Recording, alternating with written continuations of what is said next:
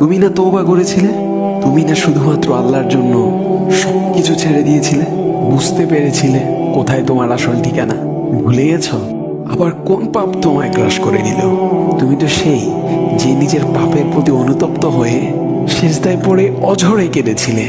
তাহলে আবার কেন দুনিয়ার ধোকায় পড়ে গেলে? কেন ভুলে গেলে কোথায় তোমার আসল গন্তব্য?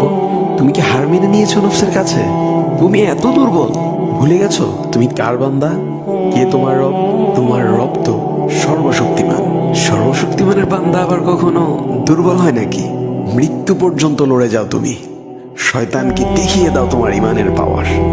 শয়তানের ধোকায় পড়ে অনেক পাপ করে ফেলেছো, তাই নিরাশ হয়ে গেছো তুমি, তাই না? তুমি কি জানো না তোমার রব কতটা মহান? তিনি তো তোমাকে ক্ষমা করার জন্য অপেক্ষা করছেন। তাই ফিরে আসো সেই রবের দুয়ারে, যার দুয়ার কখনো বন্ধ হয় না।